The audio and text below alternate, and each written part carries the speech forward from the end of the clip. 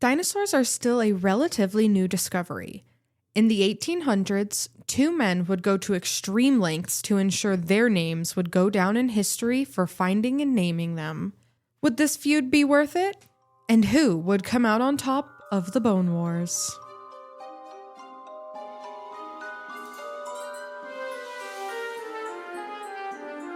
Heyo, and welcome to another episode of the Darkives. I'm Jamie talking to Leo. And I'm Leo listening to Jamie. And this week I have a bit of a goofy history episode. We are going to be discussing the Bone Wars. All right, before we get into that, I just wanted to make a little announcement before we start the show.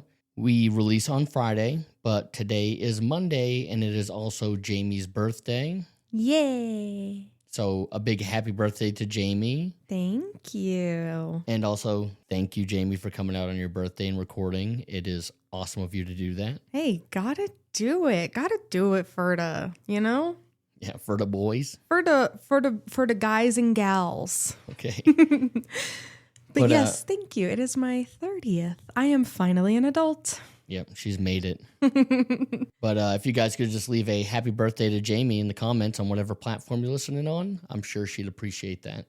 I would. I'm really excited for this birthday. This is going to be my decade. I can just feel it. All right, let's get into these Bone Wars. So this was actually a suggestion from a friend of the pod. He'd be okay with me saying his name, yeah? Yeah, I'm sure it'd be fine. Well, this was a listener suggestion, friend of the pod suggestion from Stefan. So thank you, Stefan. I had a lot of fun researching this one. We're going to start this episode by discussing the key characters here in this little war. I actually titled this section The Boneheads because they're kind of dumb. For being incredibly intelligent men, they are really dumb. We are going to start with Othniel Charles Marsh. Othniel. I will not be saying his name a lot. I will be referring to him as Marsh because I am concerned that I'm saying that wrong, but that is how it's spelled. Okay, so Mr. Marsh. Well, Mr. Othniel Marsh was born October 29, 1831 in Lockport, New York. And speaking of birthdays, October 29th is my mama's birthday. A lot of birthday stuff happening today. It's like the birthday episode. It is. His father, Caleb, was a shoe manufacturer and a farmer, which, funny to me, seems like those would not go hand in hand, but they did. His mother, Mary, died from cholera before Othniel was even 3. While his father's original intent was to have Marsh run the farm, the young boy instead took a great liking to paleontology. He would explore fossil beds around the Erie Canal, and when he was around 10 years old, he met retired Colonel Ezekiel Jewett, who taught him about fossils and how to find them. At 21, he used money from his deceased mother's wealthy family to go to Phillip Academy in Andover, Massachusetts, where he mainly studied science and chemistry. While there, he was an extremely dedicated and well-performing student. He graduated in 1856. His grandfather was a millionaire philanthropist named George Peabody, or maybe Peabody. Mr. Peabody. For a last name, do you think it'd be Peabody or Peabody? Probably Peabody. Peabody. George Peabody. And he helped Marsh pay for his tuition at Phillips. Due to his academic success, his grandfather also helped pay the tuition for Marsh to attend Yale University, where Marsh would remain first as a student, then later as an employee. All right. Kid comes from money, going to school, and killing it. While Marsh was still a freshman, Yale was just beginning to start paleontology as a study, so he mainly focused on geology and chemistry. He graduated almost top of his class in 1860 and went on to receive his master's in 1862. After this, he went abroad and studied at the University of Berlin in Germany, focusing on vertebrate paleontology. Then he went on to the University of Breslau in Poland. All's this to say, he was an extremely educated man. 3 years later, in 1865, he returned to Yale and was made the professor of geology and vertebrate paleontology.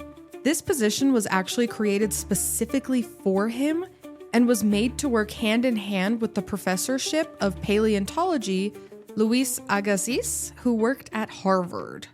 So again, very successful, very educated. Yeah, he's so smart. They're making up jobs for him. Yeah. He loved what he did and he was damn good at it. Now, we're going to move to the next player in this game. Edward Drinker Cope.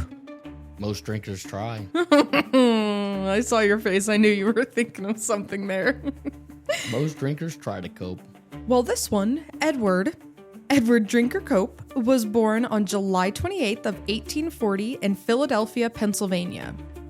His family were wealthy Quakers, which is kind of like a Christian movement, a branch of Christianity. I said that fine. A branch of Christianity. Yeah, Quakers, they make oatmeal. Damn good oatmeal, too. Some maple and brown sugar. Edward's father, who was a horticulturist, in particular encouraged a love of natural history in the young boy. Him and Marsh had very different educations. Cope did attend some educational classes at the Academy of Natural Sciences in Philly, but he mainly self-educated using the local libraries. At 19 years old, Cope published his first scientific study that reviewed salamanders and even described 2 new species. At 20 and 21, he studied anatomy with Dr. Joseph Leidy, who was the head of geology and anatomy at the Philadelphia Academy, and who was also considered the foremost American paleontologist. So he's kind of like in a mentorship with this man. Yep, cool. Another side fact, too, for everybody. Salamanders don't have any holes behind their orbital holes in their skull, but lizards have 2. Like behind their eye sockets? Yeah. If you look at a lizard skull, right behind their orbital sockets, there's 2 holes on the side of each eye. Humans actually have 1. What? Yeah, we have 1 hole. On the left or the right? No, on both sides. We have 1 hole behind our orbital. Oh. The hole in our skull? Yeah. You know, have you seen that? Like behind the eyes?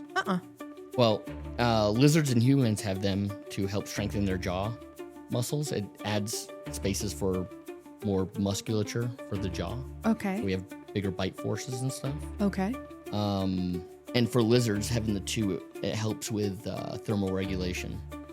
And salamanders don't have any of? They don't, because they're amphibians, so they don't have any of that cool stuff. They got soft, weak little jaws. You know, it's funny. I do always initially want to place salamander in the reptile category, but they are amphibians. Yeah, like frogs. Yeah, I learned that when I went to the museum last time. Great place to interject that, because my next sentence is that Cope curated the Academy's reptile collection and then studied at the Smithsonian Institution in Washington, D.C. in the winter of 1862 to 63. So he was working with the various bones and such at his own little local museum. Actually, I want to go back to your salamander and lizard thing. Since this whole episode is about fossils, there was a distinction between reptiles and dinosaurs. Were you aware of that? I mean, I know that they're different. I can't tell you what the big thing is. I mean, I know dinosaurs are from birds. They're early birds, whereas reptiles are not.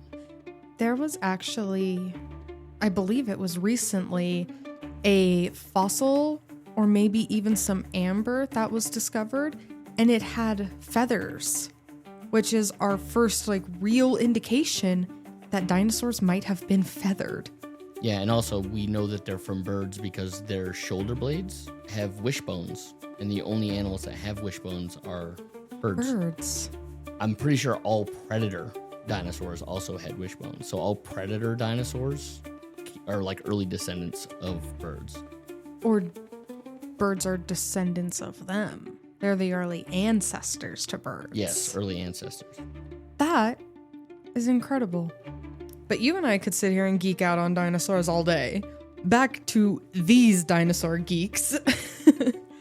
His father, Cope's father, encouraged him to kind of be a bit of a war dodger.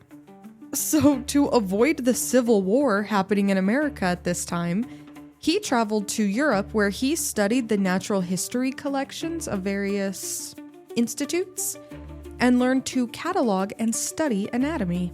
While in Berlin, he met our old pal, Othniel, and the two actually became pretty good friends.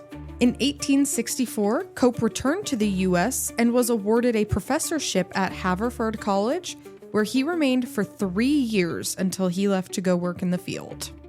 This man is a learned man. He is. He's not quite as college, like university-y. No, he's studying. He's doing the work, yeah. Okay, super quick mini bio, but he is important to the story as well. So, as mentioned in our background of Edward, Joseph Leidy was the head of geology and anatomy, as well as the most educated paleontologist in America. He actually found the first dinosaur skeleton in the United States in New Jersey back in 1858. It was the skeleton of a hadrosaurus. He mentored Edward Cope and is now largely recognized as the first vertebrate paleontologist. He not only mentored Cope, but would also compete with Cope and Marsh both for finding fossils in the American West, but would later back off for reasons that we will get into. Okay, now with our main characters figured out. We've got Marsh, Cope, and Leidy. Yeah. All right. Cope and Marsh originally began as friends. This is like a lovers to enemy story. Cope actually found an amphibian fossil and named it after Marsh. He called it the Tyonius marshi, and I'm going to say it now, guys. I'm going to do my best on some of these dinosaur pronunciations, but grant me a little grace. It's my birthday. The following year, in 1868, Marsh named a gigantic serpent after Cope, calling it the Mosasaurus copainus. That cannot be how that is pronounced, but that is how it's spelt. Copianus? That sounds better than copainus. Don't leave me in the silence here. Help me. I kind of like leaving you hanging here. I don't like it. I can't see the words. I don't know. And I'm not sure if I'd be much help if I saw them. Yeah, it's literally the word cope and anus together. I feel like copianus sounds better, but it's copainus. Either way. Copanus. Copanus. Okay. Either way, they were close enough that they were naming discoveries after each other. Super cute. But the feud that we will be discussing really started that same year in 1868 when the first mounted dinosaur skeleton, the Hadrosaurus, was put up in the Academy of Natural Sciences in Philly, where Cope assisted on the reconstruction. At this same time, Marsh was out west trying to prove the theory of evolution that was made famous by Charles Darwin just 9 years earlier. He's early on the Darwinism. Yeah. On the Origin of Species came out in 1859, and we're in 1868. So he was on board with that. Cope? Darwinism. Yes, Darwinism. Fun little thing on evolution. The Dimetrodon. We were talking before about the reptiles having 2 holes, humans having 1, Salamanders. and salamanders having none. Yeah. The Dimetrodon only had 1. Oh. Which means it could be a link, an evolutionary link where reptiles were morphing To into humans. What Evolution. What the fuck? Just saying, it's like How fucking bizarre. It's like a push between human and reptile. Huh. Okay. So lizard people could be a thing. I believe. And Marsh might also believe, because yes, he believed in Darwinism. He fully was into the idea of evolution. So a lot of his studies were trying to prove that. We're trying to find ways to prove evolution. Cope, on the other hand, supported an alternate theory called Neo-Lamarckianism, which posited that genetic changes could be influenced and directed by environmental factors. So an example of this that I saw online, because I tried looking this up, like what the hell does that mean? And the example that I found was that if a blacksmith has strong muscles from working all day, then his theory posits that if he had any sons, they inherit those strong muscles from the parent. So it's a little bit like evolution, but I feel like this one's a bit more literal. Like, dad has big muscles, kids have big muscles. Rather than, if dad is genetically able to get big muscles, then the sons, if they work hard, they would also get big muscles. Yeah, and I think that's more the case. I think you're genetically predisposed to certain things. How much muscle you could put on. Yeah.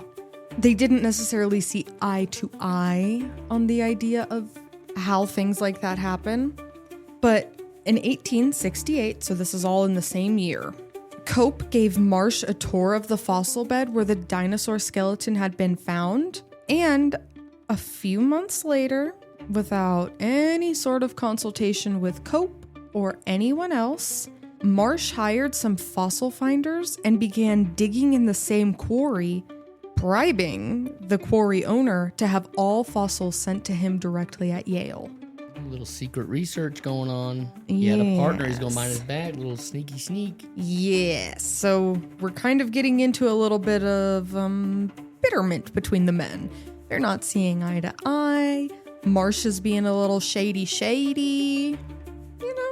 Could cause some tension in a friendship. Wonder how our boy Cope is coping with this. He is fine up until this next event. He was angered by that, but, nothing really crazy. But the next year, Cope published a paper that described and illustrated a new marine reptile called the Elasmosaurus. But unfortunately for Cope, he had kind of a flaw in his design, his reconstruction of what this animal looked like. And he put the skull at the end of the tail rather than at the end of the neck. And this ruined all of his credibility. Marsh is going to lay into him so hard. He does. Yep. He does. But you fool. Marsh quickly noticed, and Leidy, he came in and was like, yeah, that's wrong. Like, kind of beefed this one. So Cope tried his absolute best to find all copies of this paper that he put out. He was buying them. He was trying so hard to pull it back.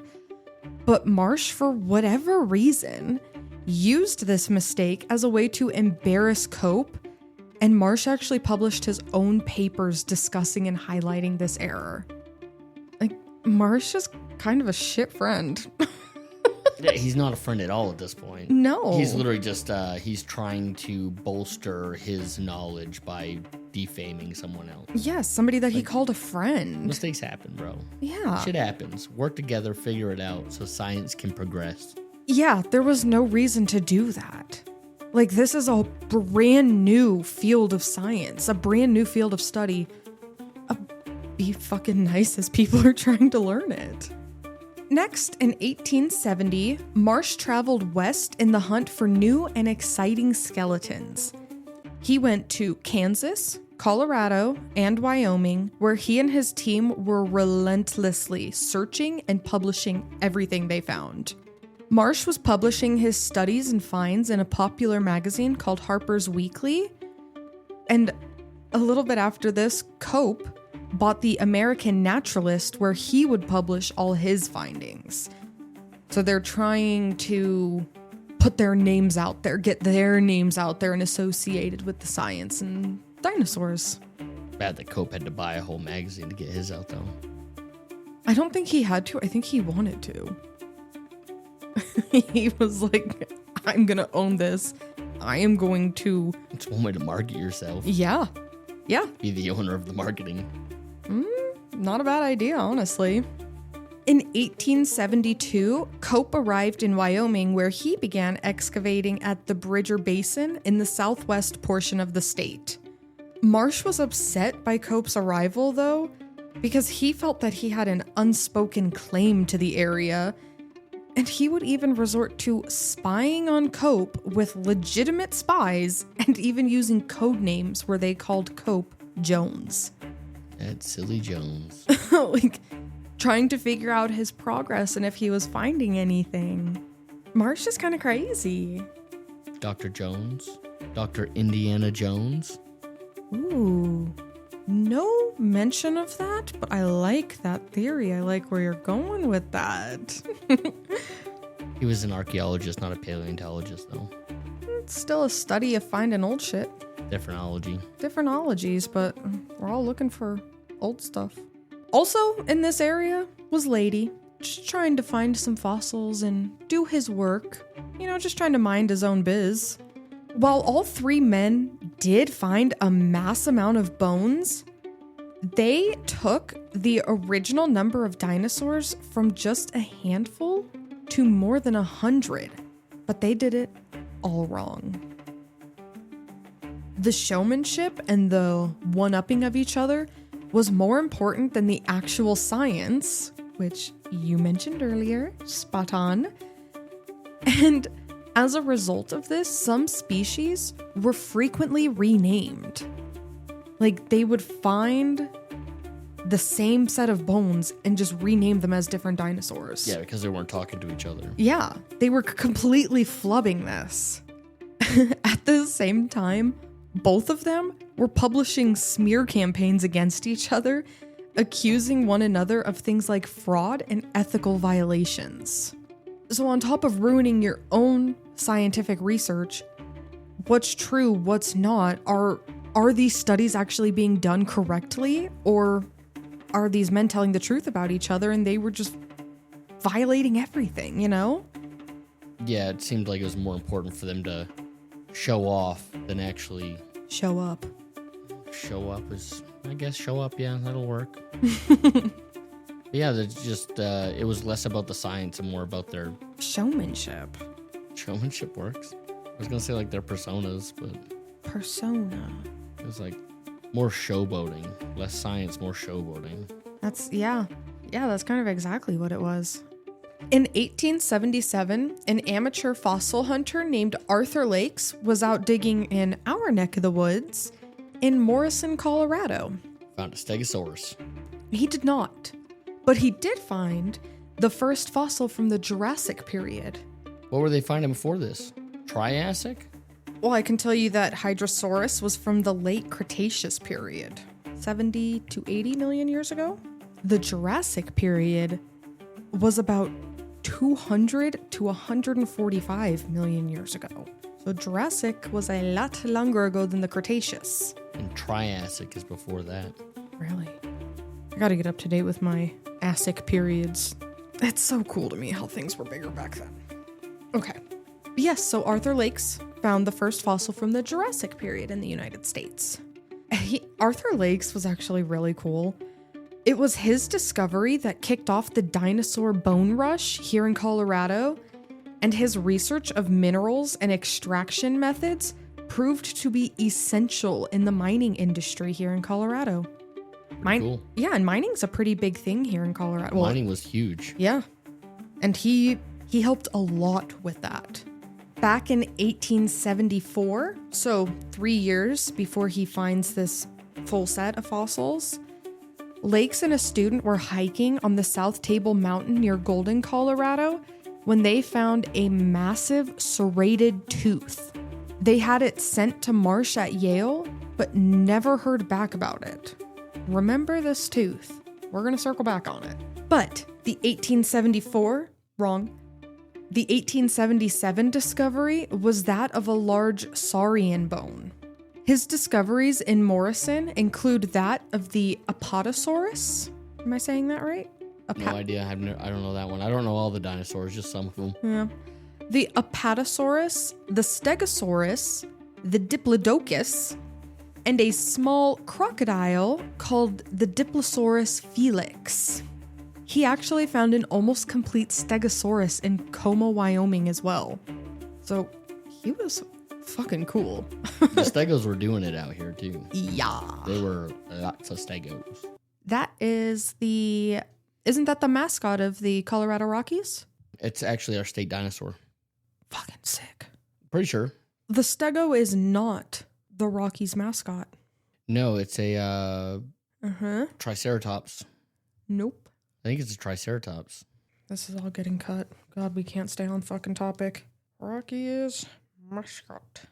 Oh, his name is Dinger. Oh, he is a triceratops. I thought his name was Boomer. It's Dinger. Triceratops. Okay.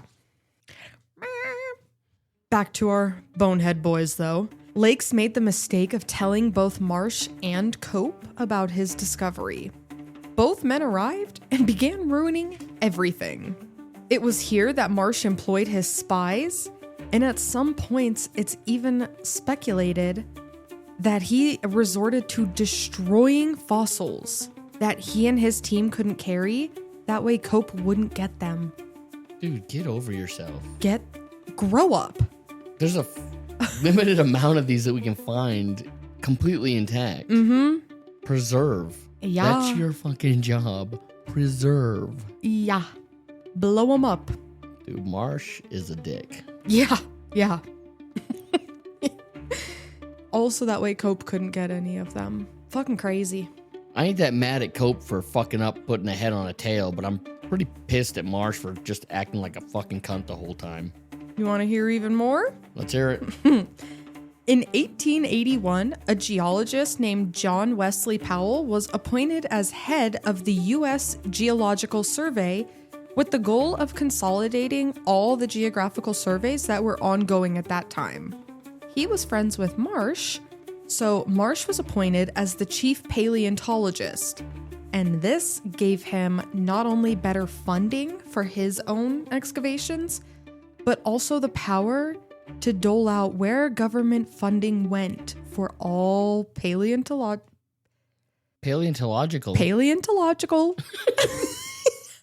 Leave that. I'm not re-saying it. For all paleontology studies. With this newfound power, he immediately began cutting off Cope. Of course. He was successful in this, and by 1889, at the age of 59, Cope was completely poor and unemployed. Defamation of the highest degree. Pettiness of the highest degree.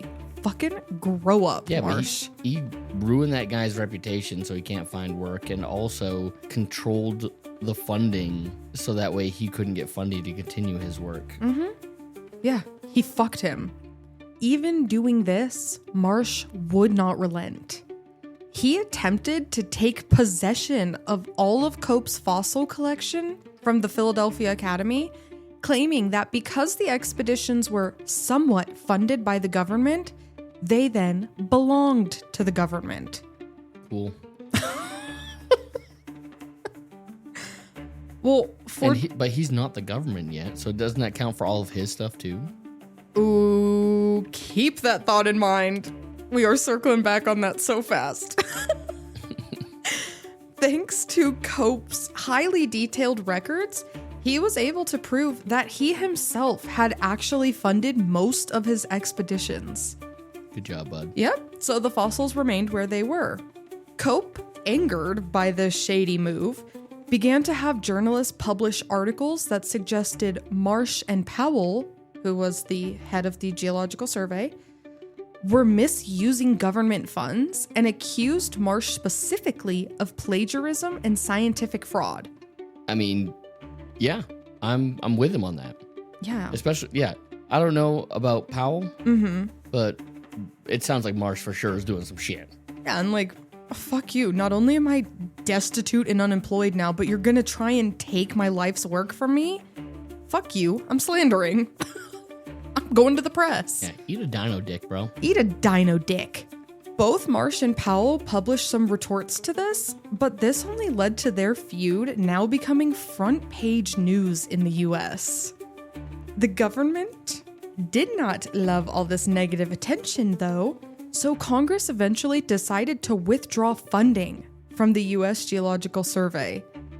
This removed Marsh's position and his own funding. So he played himself.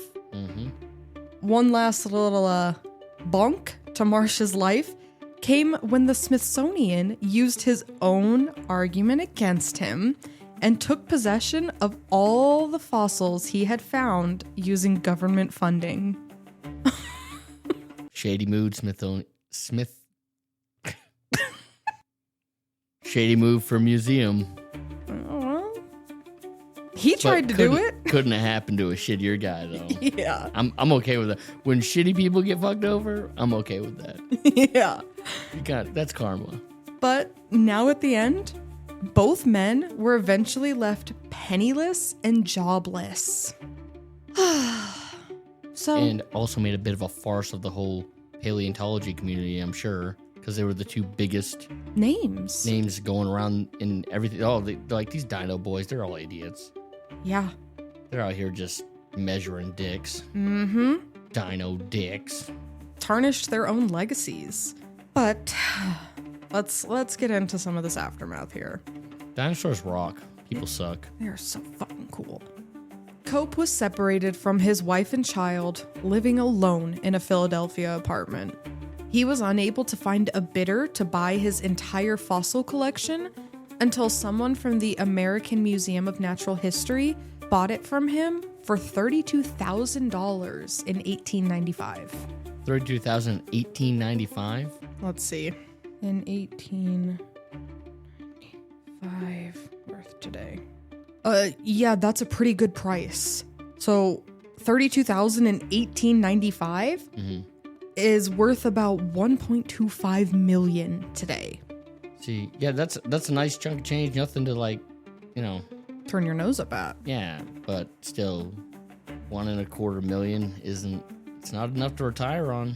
Back then, it might have been. If it's the equivalent of today, then it's not, because it's adjusted for inflation. Yeah. Well, doesn't necessarily matter. That happened in 1895. In 1896, just after being elected president of the American Academy for the Advancement of Science, he fell ill and died before he was even able to give his inaugural speech.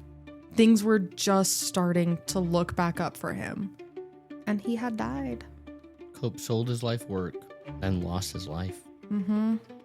But outside of this little feud, he leaves behind quite a legacy.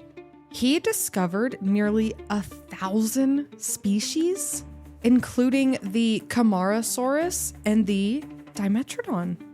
Our little missing link? That was Cope. He also published more than 1,300 publications, making him one of the most prolific and successful paleontologists in American history. Let's go, Cope. During his life, he also studied living creatures and became a leading expert in herpetology. Herpetology? Herp. Herpetology? Yes, like snakes.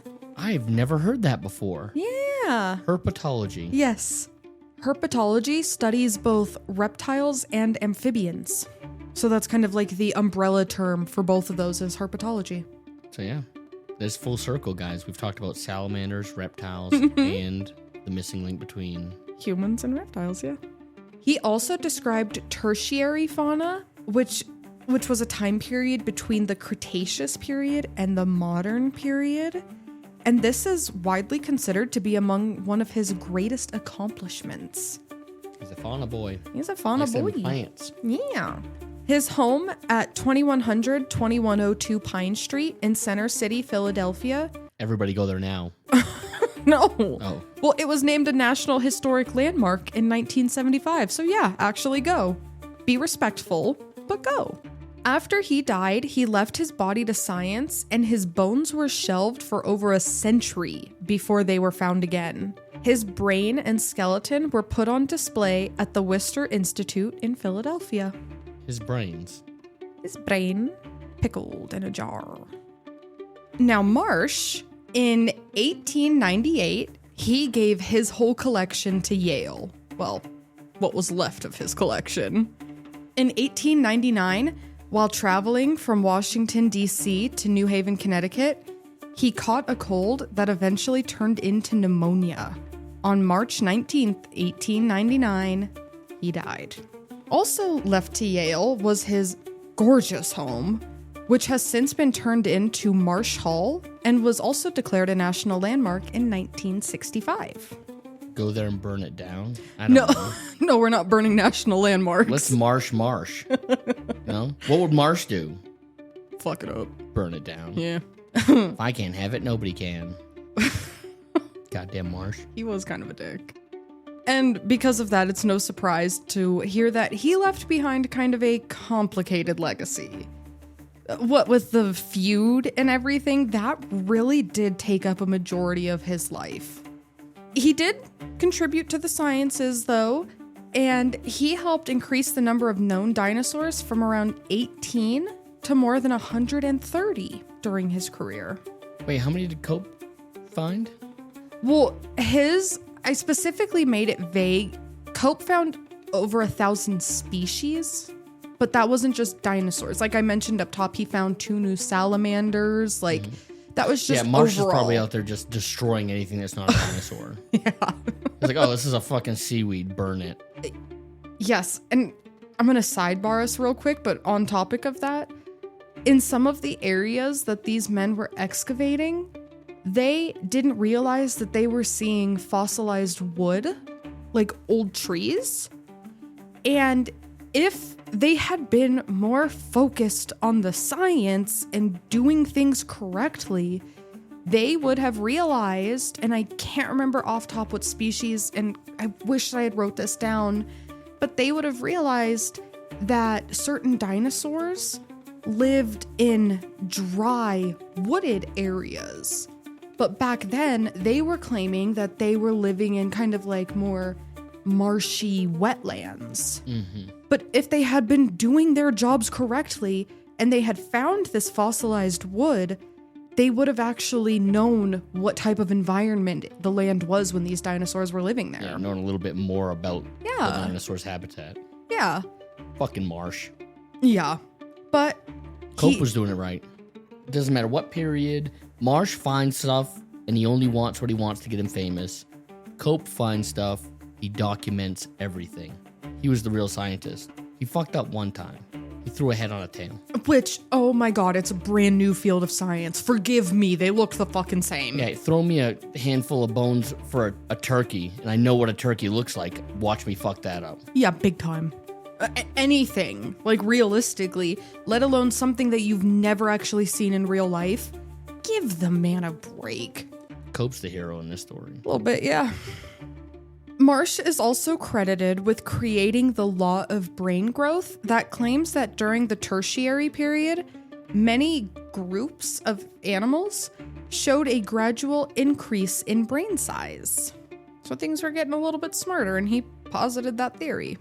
Biographer Mark J. McCarran said that Marsh's, quote, contributions to the understanding of extinct reptiles, birds, and mammals are unequaled in the history of paleontology.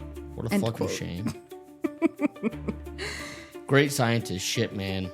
Yeah. Could have been a better scientist if he wasn't such a shit man. Very true. Bones. So I only read this in one source, which is why I didn't put it in. But I read on one source that they believe he wasn't actually blowing up fossils because apparently in one place they found no evidence of dynamite being used to destroy fossils. But in every other source I read that he was destroying fossils. So 1 out of like 10. That was one of Marsh's ancestors. Yeah. Some flunky that really likes Marsh. Yeah. He's misunderstood. Yeah. No, he's a dick, bro. Okay. Joseph Leidy backed off of paleontology because of this wild feud happening. He didn't want to be in the middle of it. And he switched his sights to parasitology. Okay. The study of parasites. Yep. It was him who discovered that trichinosis was because of a parasite found in undercooked meat. Very cool. He also published Freshwater Rhizopods of North America, and that book is still referenced today. He, in total, published around 600 works, one of them on the extinct mammalia of Dakota and Nebraska, was described as possibly one of the most important paleontological works from the U.S. Paleontological? I said that just fine. Is that how you say that? I don't think so. Paleontological. paleontological. Sounds logical to me. It's my birthday. Oh my God, let me say paleontological. You've used that excuse twice already. And if I can find one more time to do it, I will. Okay.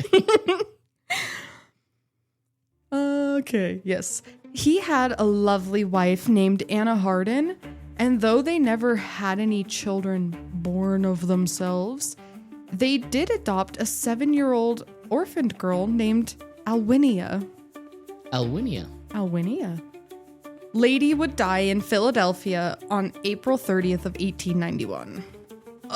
Okay, super fun side note about him.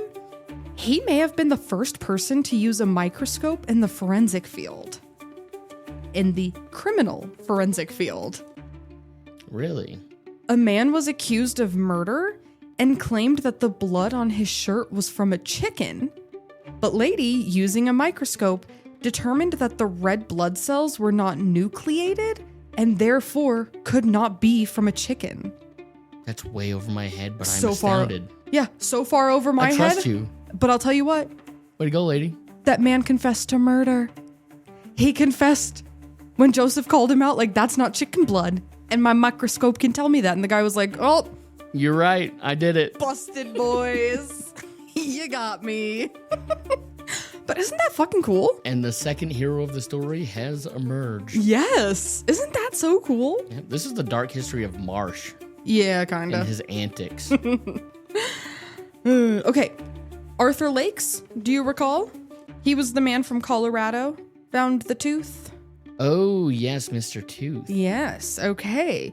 So Arthur Lakes was quietly really successful.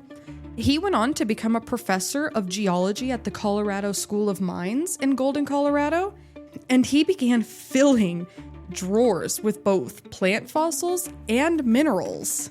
It is said that even still today, in old drawers, people are finding the stuff that he had shelved away. He wrote numerous works on mining and minerals in Colorado and even founded a prestigious journal called the American Geologist. In 1917, Arthur Lakes passed away. The Arthur Lakes Library at the School of Mines is named after him, and in 2010, he was inducted into the National Mining Hall of Fame.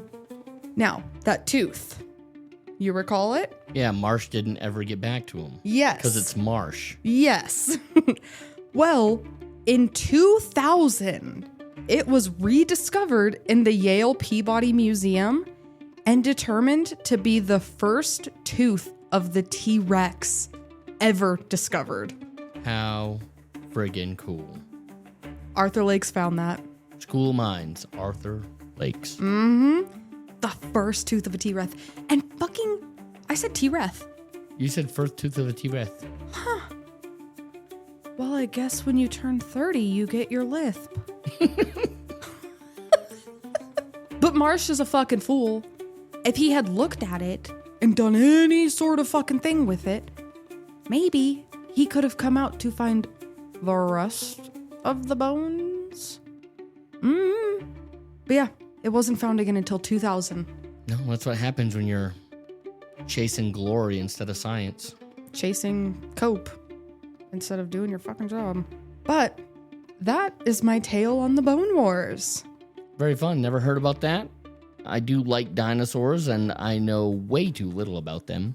Could always learn more. Enough to know some stuff, I guess. I don't know. I don't know shit about dinosaurs. I love them, though.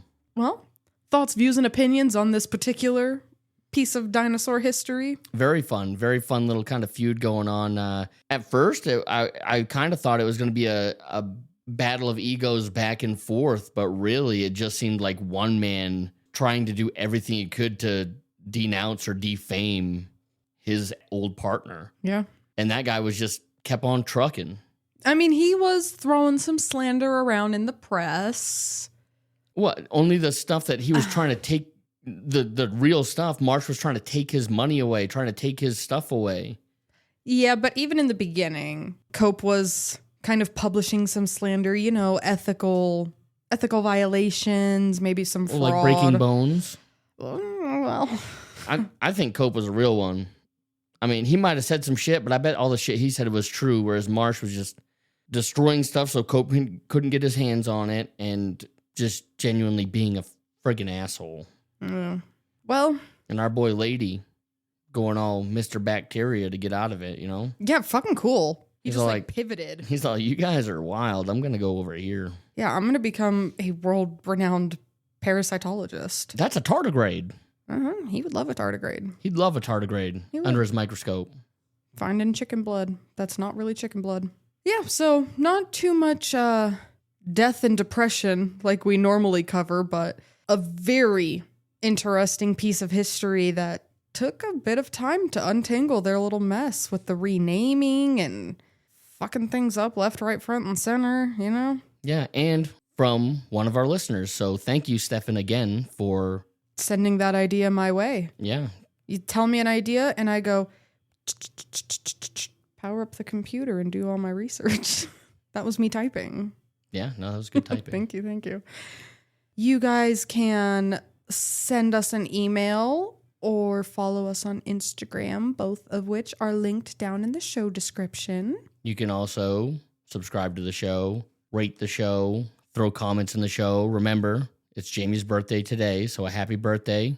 Don't peer pressure our friends. I think she's earned it a little bit, guys. I think she's earned it. Don't peer pressure our friends. And then, yeah, if there's anything cool that you think you'd like to share with us or with the other listeners of the show, do not hesitate to send them in because Jamie will look at them, and if they fit the criteria, which is pretty fucking loose. So, yeah, it's whatever we find cool, right? Basically. Yeah. I mean, if she thinks she can do a show about it, she will do a show about it. So don't be scared to throw some cool stuff our way. Mm-hmm. I think we will end it here. Thank you guys for being here, and we will see you next week for another episode of the Darkives. Yep, we'll see you guys next week. Goodbye.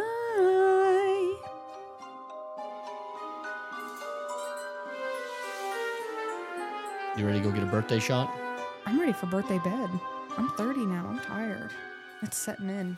Nah, we gotta go and get you a drink. I'm so tired. No, come on, old lady. Bedtime. We're going. I gotta buy you a drink for your birthday.